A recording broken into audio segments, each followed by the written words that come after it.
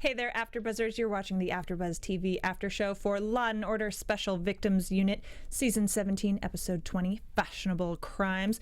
Join us this evening as we recap the episode and give you our thoughts and predictions. You're tuning into the destination for TV superfan discussion, AfterBuzz TV. And now, let the buzz begin. Justice system.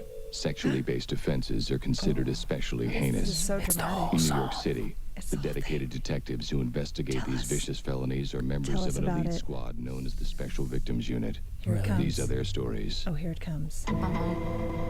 All right, guys, we are so excited to be here with a super awesome episode this week. So awesome. Oh man. Unfortunately, we are missing Yell, and I'm sure she would have awesome things to say, but do not worry, we've got you covered.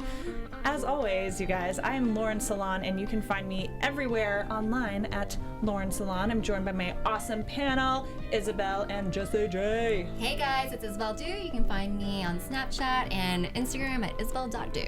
Boom, y'all can hit me up everywhere at DJ Jesse J.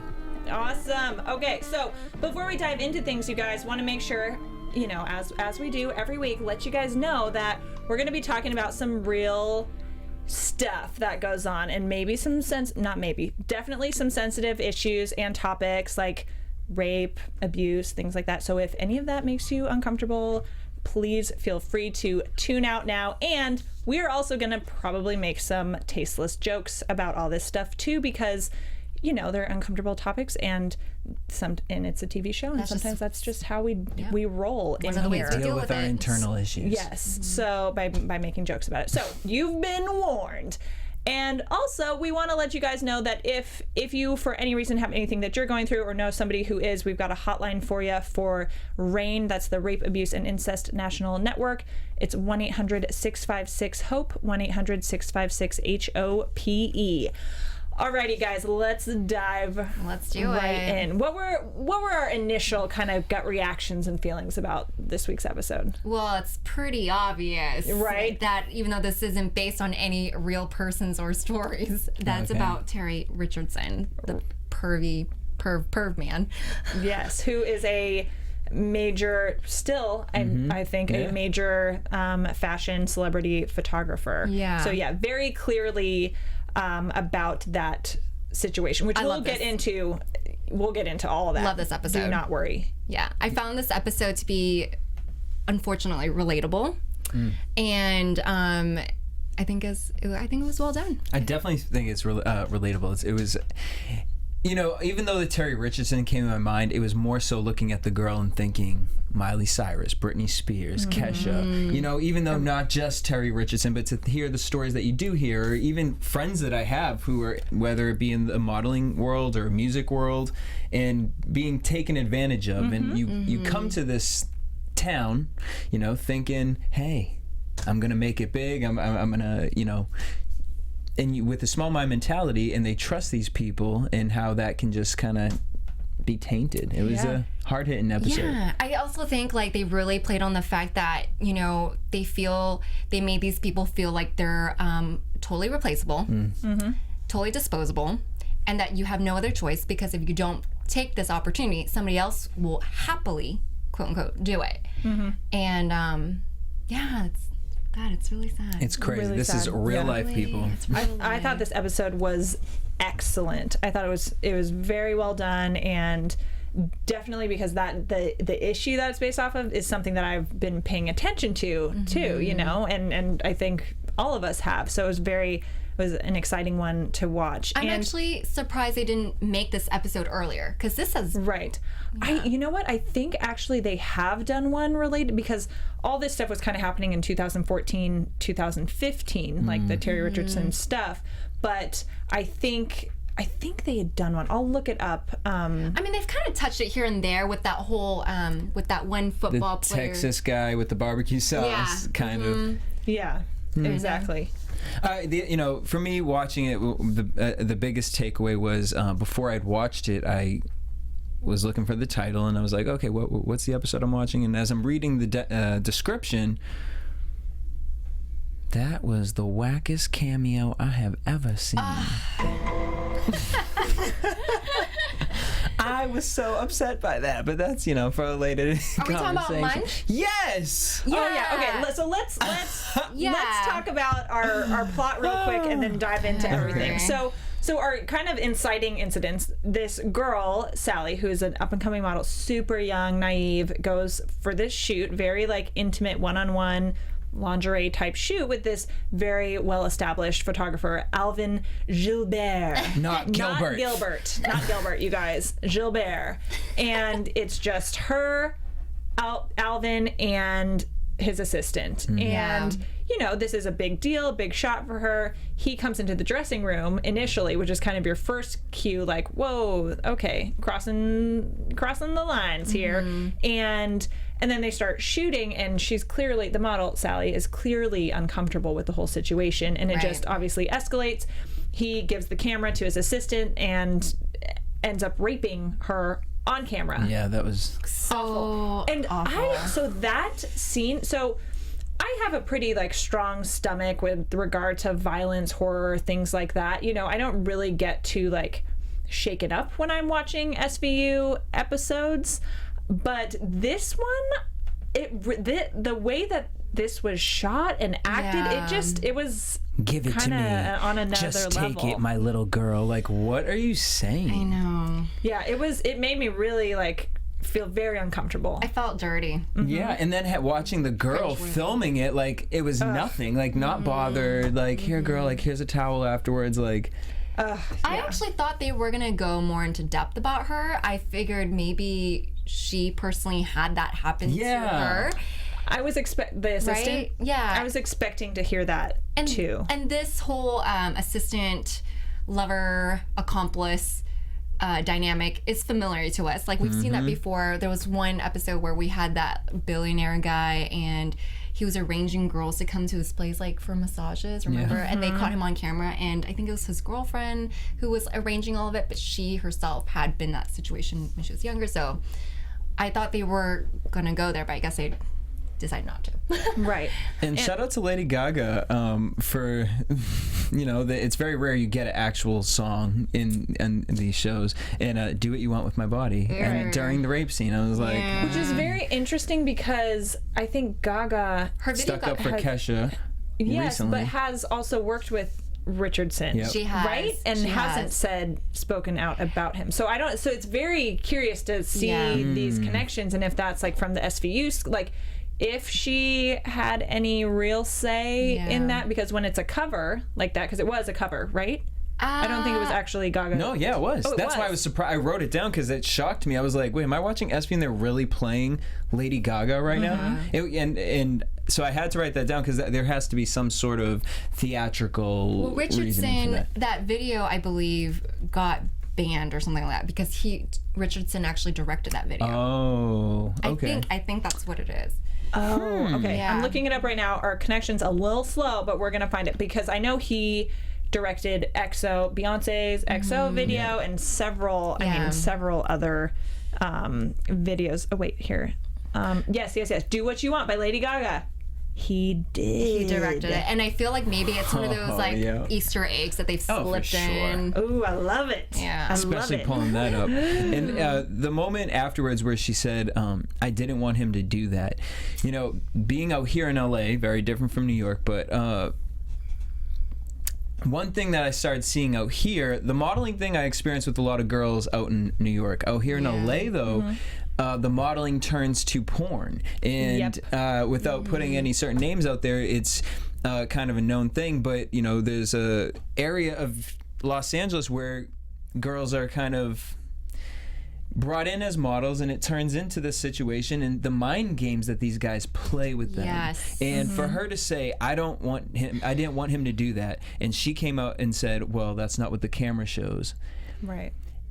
I just feel like it was such a real moment for this show because we live in a generation where these kids are so quick to take a picture, like we've seen in past episodes, so quick to take a picture of themselves doing something raunchy or salacious, and they don't think of the end game. They don't think of what can this do to me, and then now it's blackmail. And so here this girl is, she feels she can't say anything, do anything, because now she's on camera getting screwed She's by... in a corner about it. Yeah. I without getting too personal, I feel like what I've seen modeling is a lot of these people, what sucks is the mind games that they play. They act so nonchalant about it that it almost makes you not believe, but you are convinced for such a short second. Oh, I'm the crazy one. You're right. This is silly. Yeah, Why it's just am my I body. feeling wrong It's about so this? casual. It's art. They make it so casual about it. They make it like this is just the way it is, and they act so casual and they're so inappropriate with their touching. That you don't get enough of a reaction time, unfortunately. And I have been, yeah. And, you know, I have been in an inappropriate situation where I didn't react quickly enough, and I felt so taken back by that moment. And I was mad at myself because I'm like, why didn't I do anything? I know that was wrong, but it's because you almost can't believe that. Wait, You're in shock. that didn't just happen, Yeah. right? This is a professional thing we're doing right now. You're in shock, and you're like, how could they have done that? And they acted so casual, like this is something they do all the time. Maybe this is something that you're supposed to do all the time. It's wrong. And the fact that, like, you know, she came without a boyfriend. Yeah. There are a lot of people out there who get mad about you bringing a boyfriend or an escort or somebody. That's crazy. They get mad about it, and I'm like, why would you be mad? This is just for that girl's safety, because, you know, and when I first started out, I thought, oh yeah, like, of course the photographer wants their own time with the model. Like, it would just disturb them if you bring anybody else. And now that I'm older, I'm like, that's wrong. You, like, for the girl's safety, especially if she's working with somebody she's never met. And the places they have them going sometimes. You know, it's like, wait, this is not a studio. Like, I haven't dropped certain friends off because I'm like, what? Yeah. Well, thank you for sharing that, because I mean, that's something that I feel like people need to hear and don't talk. Like we saw tonight, how many girls that they went around to try and talk to. They don't talk about it, yeah. And they, well, he didn't put a gun to my head. Crazy. Yeah. Sometimes I think it's worse. Yeah, exactly. Yeah. And I mean, from what you were saying, Jesse, and you too, Isabelle, you know, I know a ton of people who have, you know, it had those sorts of very unprofessional situations and inappropriate things happen on photo shoots, or, you know a few people who have gotten into porn because and now, like, have a career in porn or had a career in porn, but the way that started was because they were going to a casting thing for an acting job or a modeling job, and it got really inappropriate, and they just went with it.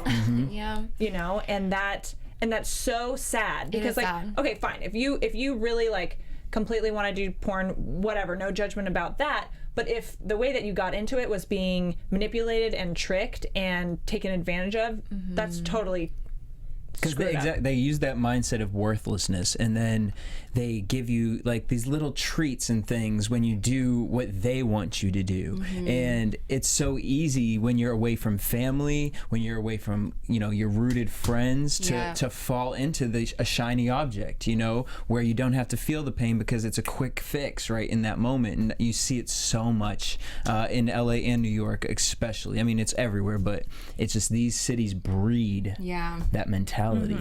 I know, like, we want to wait until later, but can I share some of the stats, because I feel like it's so relevant? Yeah, why don't we? Yeah, we'll kind of let's get into it. Some of these stats, and, like, we'll just do a little bit more of a mishmash, because it is so clearly related to the Terry Richardson. Since we're talking about, because it is sexual harassment and sexual assault, I found some stats on the relationship between, like, models and sexual harassment.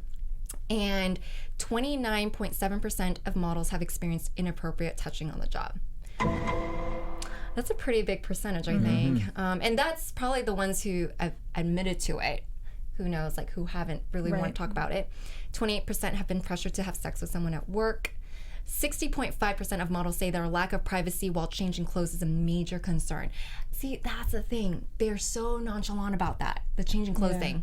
Yep. And even when, when there are things going on, or nude photo shoots or whatever, like, that is still, just because for that moment while you're working it is a naked picture or whatever, it doesn't necessarily mean that person was completely naked. And that does not mean that they should be totally okay with running around naked before time, or at any point up until you need to take that picture. Yeah. Yeah. Exactly. They should be robed. Clothes set, go on, do it, boom, bam, bye. Exactly. 86.8% have been asked to change nude at a job or casting without advance notice. And that's crazy. And you know what? 86? 86.8. Almost 90%. And I actually know of a girl who recently told me, no names here, that she was booked by her agency for a movie from LA all the way to Alabama. And the celeb in this movie is pretty big name, so I don't want to say anything because I don't want to get sued or, get slander. But she flew out over there. She was by herself. And when they gave her the script, they didn't tell her anything until on the day of her filming.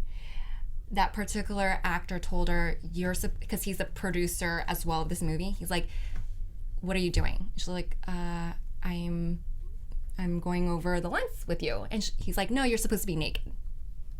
And the whole crew was there and everybody was quiet. Nobody said anything. And they're like, what are you doing? Like, you need to take off your clothes. She's like, I was not told about this. I refuse to do this. And he's like, why do you think we flew you all the way out here for? To act. To act, right? Yeah. So then they're like, then they negotiate with her agency, and then he's like, well, what do we need to pay you to get to you to do the scene? She's like, I'm not in that point of my career where I can do that. There's no amount of money. So then they talk to her agency, and her agency's like, well, how much, let's say you were in that point of your career. How much money would it take for you to do the scene right now? She's crying. She's upset. She's there by herself in Alabama, right? And then she's like, $500,000 a day. He's like, well, we can't do that. She's like, then I'm not going to do it. So they booked another girl to do that scene. She wore like pasties and everything. The guy didn't like her, unbooked her, booked another girl, and she ended up doing it. But she wasn't a native English speaker, so you could tell she was a foreigner. And she was more willing to do it. Like, she was actually a little too excited to do it. So it's like all these dynamics of you're easily replaced, and I don't know, the whole, when she told me, she's like, I gotta leave this for a little bit. And I'm like, I don't blame you. Yeah, because it gets to a point like, okay, 200 or however much money you're being offered, it's like, and then you have all that pressure, like, okay, like, it's just my breast. Okay, it's just this. Okay, yeah, it's you just start justifying it. Okay, yeah, no, because it's like, I need to eat. I need to, be able to fly back from Alabama or certain things like that. And it's just, it's crazy. It is crazy. Yeah. Well, and I was watching this episode. My brother does a lot of modeling, and I was watching it, and he was like, in and out of the room or whatever, and he's seeing things. He's like, oh yeah, that kind of stuff like happens all the time. But like, the fashion industry is so, especially like men and women, but also like hugely for men, like it's so expected, right. that like if the photographer wants you to do something, you should like do it if you want the job, or you're not going to get the job. And these girls are really young. They start so young. I had a contract in China. My roommates were 14, 15 from Lithuania, from Romania, and they went to clubs and they were smoking. They were offered cocaine, and these older guys were hitting on them, and it's just like, you're in that environment, and it's crazy because just a little kind of off subject, but it just doesn't happen. Like you said, it doesn't just happen to girls. Like being gay, and meeting a lot of young gay men, you hear this exact story of older gay males or older men kind of preying upon young teens who ran away from home, or they live a certain lifestyle, and they prey on this mindset. And it's just like, I know we can sit here and talk about an SVU episode, and we can talk about it nonstop, but these are really problems and issues, and we're seeing it, I feel like, a lot on reality TV recently. Whether maybe it's not a photographer doing it, but it's a person with a mindset of power overtaking the youth, who I feel has been raised by television in this day and age, and have kind of didn't have the parents to put the morals and to tell them it's okay to say no. It's okay. We live in a generation where, like you said, I'm going to be replaced, so I have to do it or else that person's going to do it. And then where does that leave me? So, I don't know. It's just like, this was like a really awesome episode. SVU, go ahead. I thought it was so good. And yeah, so I guess a little bit more on the plot and everything. I mean, I thought it was so great how they did all this, and like going to all the different models too that had spoken up about this. You know, they go to someone who 12 years ago had made accusations against Alvin, and then talked to tons of other models, which in the Terry Richardson situation, there have been several women who have, you know, come out and said that he was very inappropriate with them. And he still works, just like Dr. Luke. Same thing. We've heard multiple people, but still working. Yeah, and with Terry Richardson, there was a like brief break of some major magazines and stuff, you know, because he works with like Vanity Fair, Vogue, all these huge they boycotted him? magazines. But I'm trying to find the article. I have so many articles, but there was one saying that, you know, they're back to working with him. And so Rolling Stone brings back photographer accused of sexual abuse. This is a BuzzFeed article from January 2015. So Rolling Stone and Harper's Bazaar both gave their February 2015 covers to him, and that's like obviously there are plenty of talented photographers out there. You know, that's an intentional choice. They didn't have to go with them. You can find them all on Instagram, so come on. Yeah, back in 2013, he had at least 10 major U.S. covers on magazines. You know, he's getting paid really nicely. But by the time, like by spring of 2014, his work had kind of dried up because all these allegations were coming out. And I'm sorry, but even if nothing's been proven or no charges have been filed or anything like that, it's like with the Cosby stuff, you know, if all you're not any less these guilty 10s and 20s, you know, all these women are coming forward and saying that, I'm sorry, they're not all banding together and lying about it. Totally. You know? There's some crumbs there. Right. So when we were watching this, so when Dennis and I were watching this episode, I actually called on the designer, his brother. What's his name? It was B with a B. Why can't I remember it right now? Not Balenciaga. Well, anyway, so Beno. So when we actually you see these moments of Bono kind of looking like, oh, my brother, like, but he was actually pretty subtle about it. Yeah, because I didn't, honestly, up until the end, I was just like, oh. Because you see Dodds, and I called this like so early in the season when like in the first episode, Dodds came out on the episode, and I don't know if any of you guys recalled what I said, but I said that I feel like baby Dodds had some issue with his younger brother, and he's the prized son in his father's eyes, but he hasn't revealed the sibling thing, and now he has. Right, because this came up a few episodes back, I think, in this, you know, when we first met Dodds, you know, we kind of heard about his brother, but didn't get into really knowing much more, and that we find that out, you know, in this week's episode. And that's what a lot of people in the chat, hey y'all in the chat, we see you, are talking about the Dodds thing, and that we learned a lot more about his character, which is nice because Dodds has been gone for a while, and so he comes back, and you know, there's still, I think, kind of some mixed feelings about Dodds as a character in general. I think we've all kind of started coming around to liking him, but this, I think, even more so. It's more revealing, and you like him, and it is more real. Like you were saying, him being kind of the favorite child, and he's got this secret, you know, he's been taking care of his little brother and bailing him out and just covering for him and not telling their dad and stuff, you know.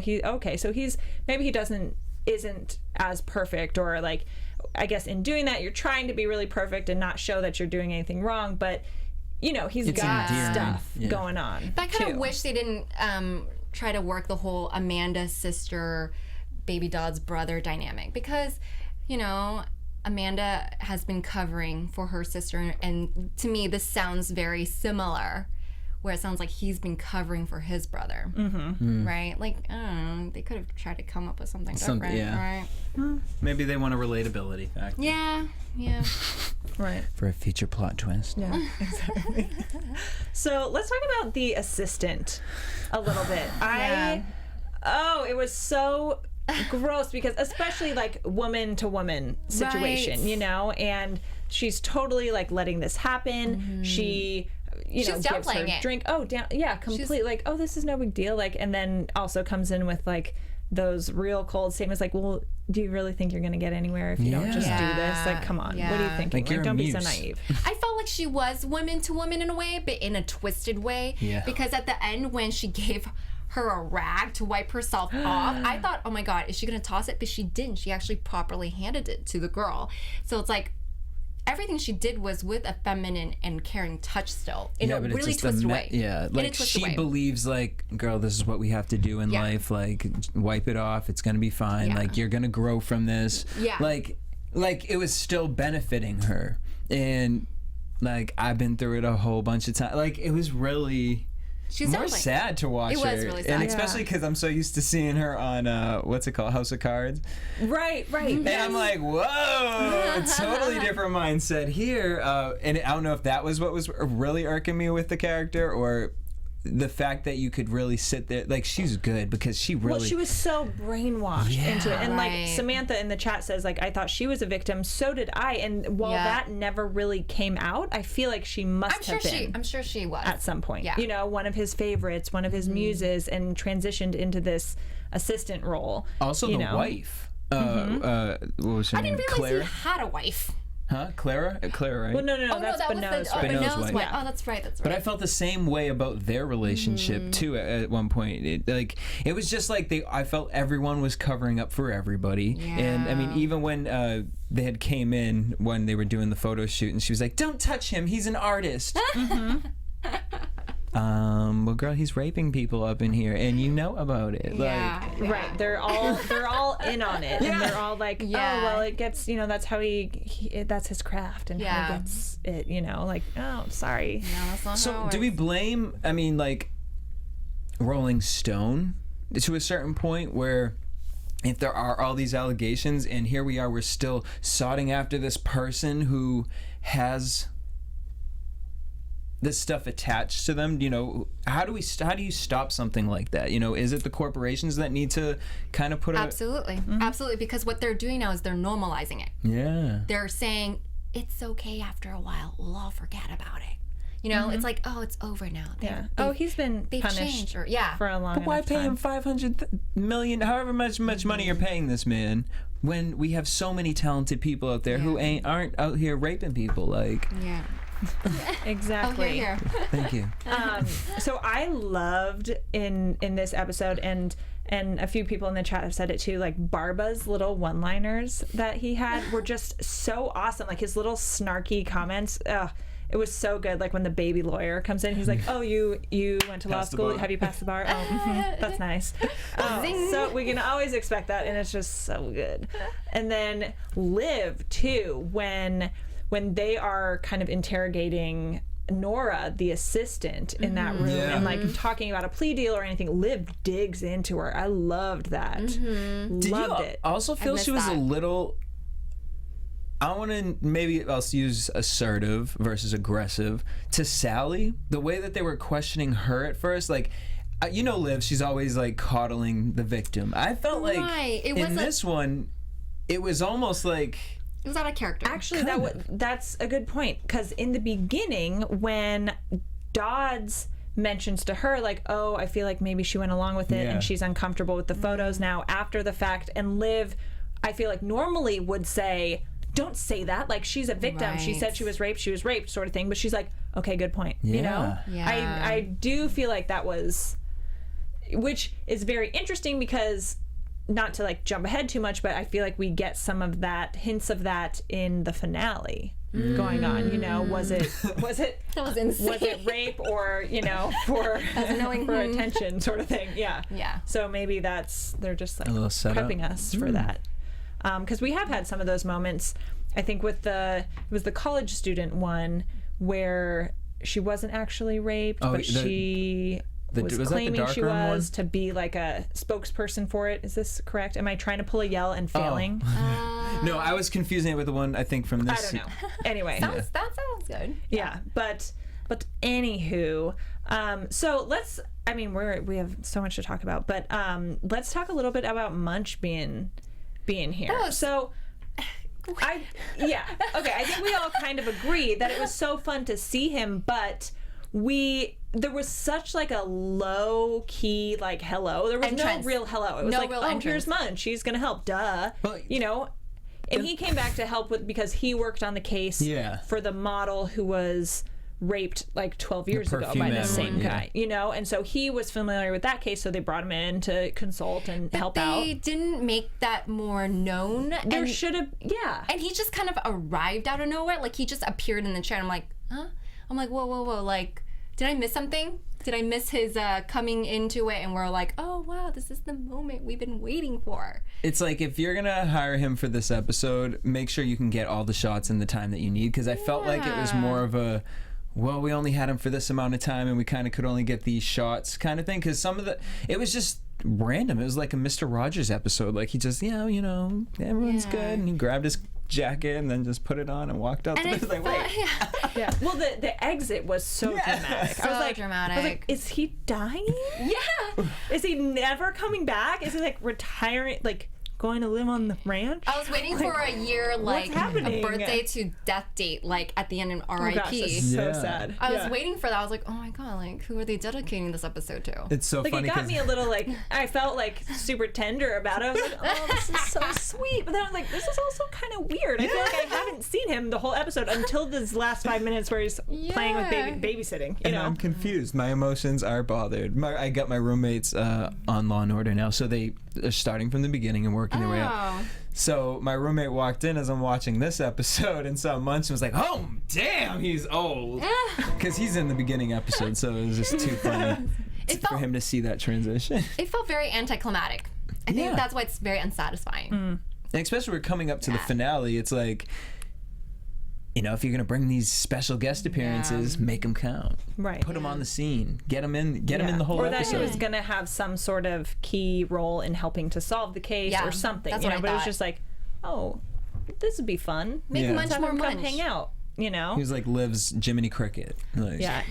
It was nice to have that kind of like old school reunion though, like with Liv, and it's like such a like passing the baton. Like she really is the leader of this crew, you know, and she's got the approval from like the old team, you know, her boys and stuff. So it was like very symbolic in that sense. That's like it's like if they did the episode with Stabler and like Stabler was just a phone call and they put a shot of him on the phone and then they go on with the rest of the episode. You're like, so that was that was it? Yeah. Or that was the cameo? All right. That's cool. Thanks. Yeah. Alrighty. So, okay, and so the end, like the kind of conclusion, obviously, you know, Sally decides not to testify because witness tampering, and you know her boyfriend, who was right? Which don't we see a lot of that out here too? Yeah, like the I've random seen. boyfriend who's not qualified to be a manager is the manager, and probably is doing more bad for your career. I always tell good. my husband that I'll be his manager. So that's like, you know, I'm one of those people, I guess. And then I loved when he came up at the end and he couldn't get in, and he was like, Oh, I loved it, and his outfit like Donnie and everything. Wahlberg. Oh gosh, it was so funny. Kids on the block. Yeah, it was. I definitely didn't think he was the one who shot Alvin. It would have been too obvious. Right. And it was so funny because for Liv to catch that moment, I love it. I don't know if you guys ever watched this show called Lie to Me. Yeah. Love that. It's all about micro and macro facial expressions. And I love that they brought that element into this, because that's something that I always, ever since watching that show, I'm always like watching people at security and like things like that, because they're paying attention to stuff like that. So that was really cool that one little moment really put the whole puzzle together. Yeah. It was crazy. That was crazy. Yeah. I definitely agree with that. It was awesome. And I thought it was going to be the model that killed Alvin.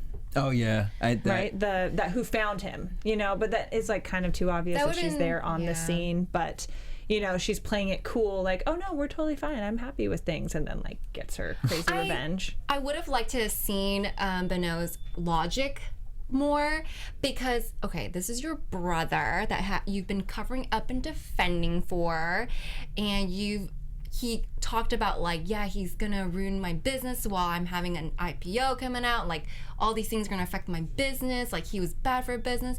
So then you've decided by killing him will be somehow better for your business? You know what I mean? Well, I think he's had this mentality of God the whole way through. So here he is, he knows what his brother's doing, and instead of stopping it, he aids it, and then gets other people to help aid it too. So it's like, now you get to a point where you realize, oh, I can't control it. If it gets out, it's going to affect me. And so really, it's not about his brother. It's not about anything. It's more about him and, for me, his mindset. And for it to be that easy to kill your brother versus trying to stop him through all these years, you know, I think that's just the mindset, you know, of him. And I don't really know if I feel like it would be like a Netflix Making the Murderer. Like we would need all of that to really kind of understand that mindset, because I don't know if I want to. Yeah, definitely. All right, so I think that probably wraps us up a little bit with the plot and everything, and we folded in our Terry Richardson situation, which is obviously what it was based off of, into there. Is there, and in our Isabelle's info corner, you shared some facts with us already. We're kind of, you know, we're so excited about this episode that we just kind of threw it all in there. A little out of order, but no, hey, you know what? It's okay. We're going with it, and everyone in the chat is chatting away, loving it. So guys, in there in the chat, first of all, thank you so much for talking along with us. We love having you every week and all your feedback. Be sure you're all subscribed to us on YouTube, you know, youtube.com/AfterBuzz TV, and, you know, comment, subscribe. Also, please leave us a review on iTunes, because if you do, we will read it out loud on the air. I'm pulling some up right now, and everything is taking a long time to load, but once it does, we're going to read one for you. But in the here we go. Here we go. And as we always tell you, 5 stars. 5 stars if you like it or love it. 4 stars if you don't. Don't do any other sort of stars. Just let us know. They're for decorations. Yeah, they're just for decoration. Oh, we do have a new one. Yay! Okay. Dun, Okay. dun. Here we go. 5 stars from Connor Ryan Mom. Woo! Hey, Connor Ryan Mom. Finally, ... SVU! Exclamation points. Aww. Finally, a place where I can hear other SVU obsessed people. I too know others who don't like Olivia. Fools. Would love to have y'all go back and discuss some of the better Elliot episodes. Bang is a great one with John Stamos, and the Robin Williams one, and Zebras one. So many. Love y'all. Aw, I love this one. I love Connor that Ryan one. Mom. Yes, we love you So much too. excitement. Bang is a good one. John Stamos is a good one. Yeah, Twisted. I mean, that would for sure be fun. I mean, when we do have breaks, we cover them, so maybe we'll go real old school at some point. I don't know. When Yell's back, she'll Thursday. say what we can and can't do. But right now we're out of control. So awesome. Leave us reviews. We love it. We'll read them on air. We, you know, may do dramatic interpretations of them as well if you make them super fun. You know, never know. So another fun fact I wanted to share about this episode is that, and this happened so randomly, that I was scrolling through Instagram last night, just like on the Explore tab, or something about Lady Gaga came up, and stumbled upon this fashion designer's Instagram that I don't know who this guy is or who his company is, and I'm like scrolling through, I'm like, oh, this is fun, look at these fun posts that he has, and he's friends with all these cool people. And then I see him posting a ton of like memes about SVU, and then like something about him cameoing in this episode. And I was like, wait, what? And it turns out that the company, the fashion company that was in the episode, so Bonneau's company, is a legit, like, real company. So Baja East is the name of this designer, or this label. And so you see that on the back of kind of the backdrop when they're at the fashion show. It's printed Baja East is on it, and I'm assuming all the clothes that they use in the runway show are Baja East clothes. And so I think that the designers are big fans of SVU, but then Liv also went to their fashion show last year for... It's like a crossover in real life. So it's like real life crossover. Like, oh, I love this fashion brand. Oh, we love SVU too. Okay, why don't you guys be our fashion company and our designers in this episode we've got coming up, you know? Yeah. So it's like, I wonder if look at her that. you know, I always have this conspiracy brain set. I wonder if her going to that fashion show, and because she does help produce and direct some of the episodes, inspired her, maybe a conversation there with somebody to do this specific episode. And I was looking it up and I couldn't find how that relationship really started necessarily, or what, if there was any, you know, much info about it for this episode. But I do wonder what the timeline was, like which came first. Yeah. Right, if they reached out to her and were like, hey, we're huge fans of your show, please come to our show, and then she's like, oh, you guys are cool, and then it's like, oh wait, we could use you guys in an episode coming up, you know. But either way, it was kind of cool to see that. That's so a really cool tidbit. Yeah, that I love it. was fun. And then as I'm watching, I'm like, well, is this good to you know, to have your brand like on an episode that's about like a bad thing with your company? And you know, but still the clothes were cool. That's such a like production standpoint. Like PR mind, you know.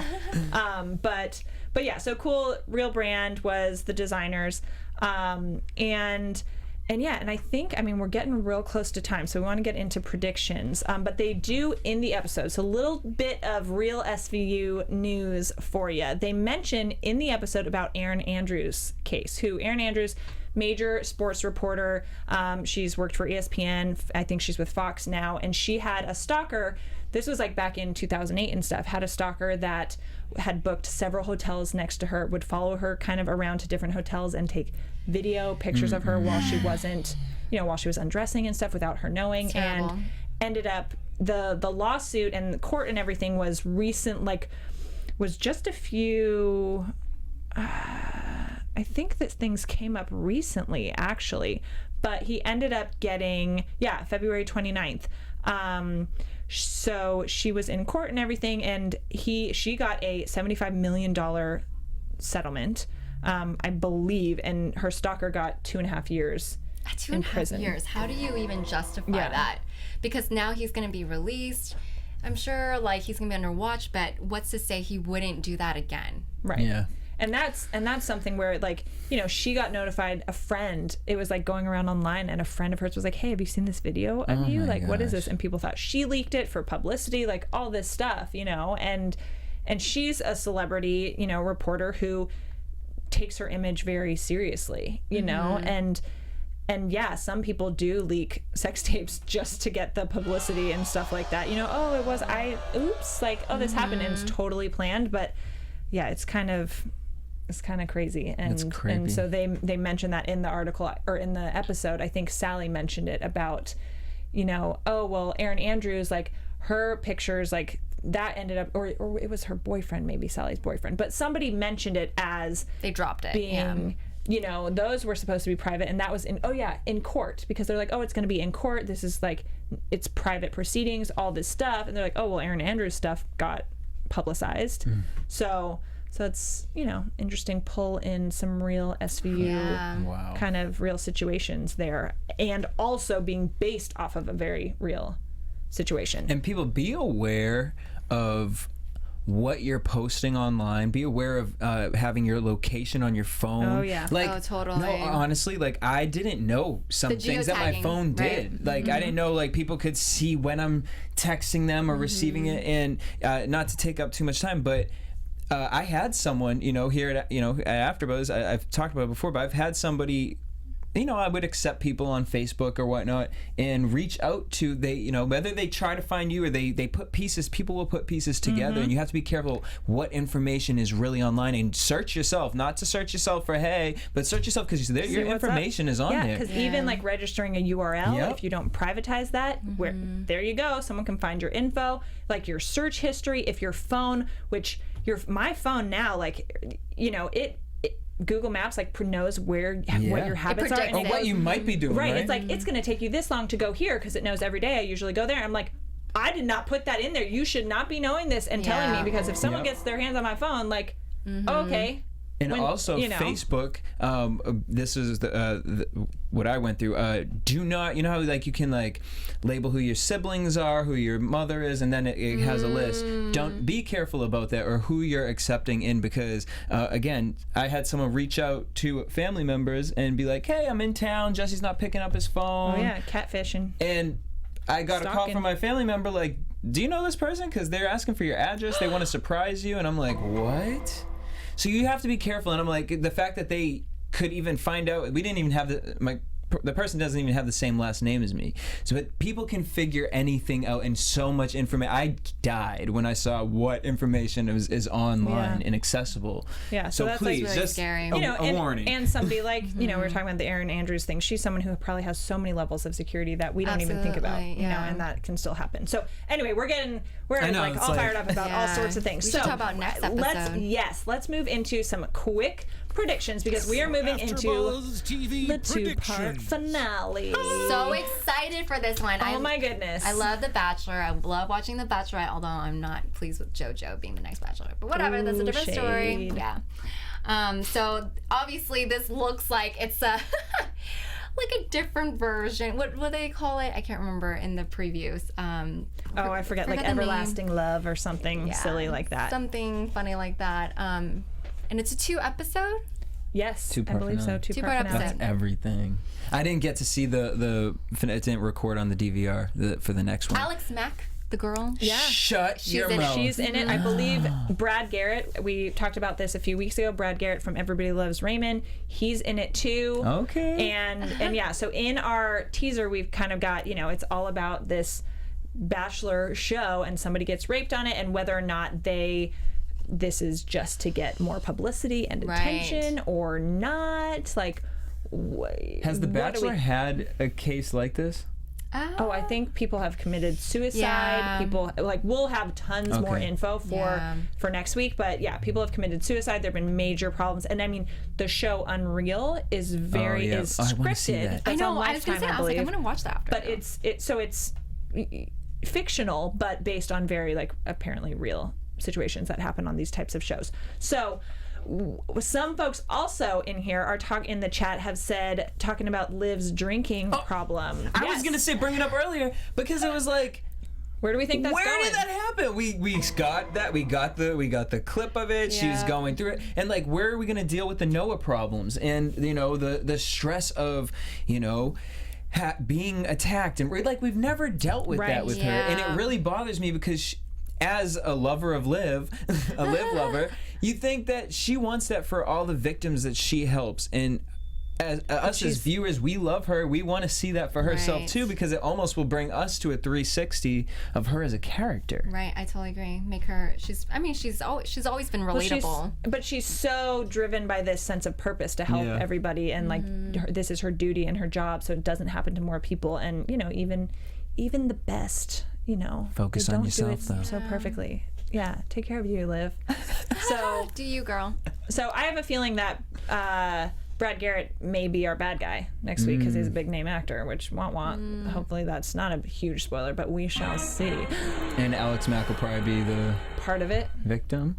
She might be the bad guy. I don't think she's the victim. I bet she's part of like facilitating all this stuff for more drama in some way. I don't know. She's like this week's like Nora. I don't know. We'll see.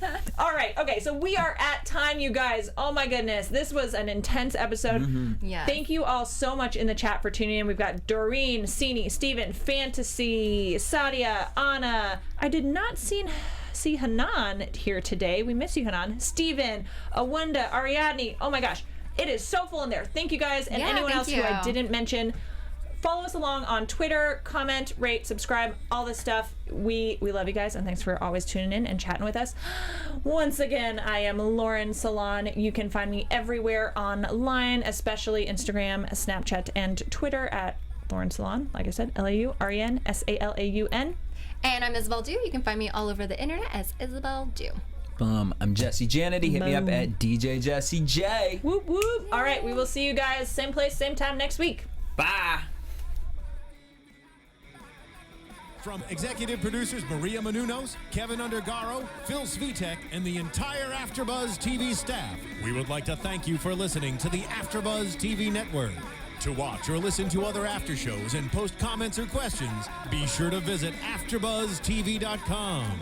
I'm Sir Richard Wentworth, and this has been a presentation of AfterBuzz TV. Dun, dun, dun. The views expressed herein are those of the hosts only and do not necessarily reflect the views of AfterBuzz TV or its owners or principals.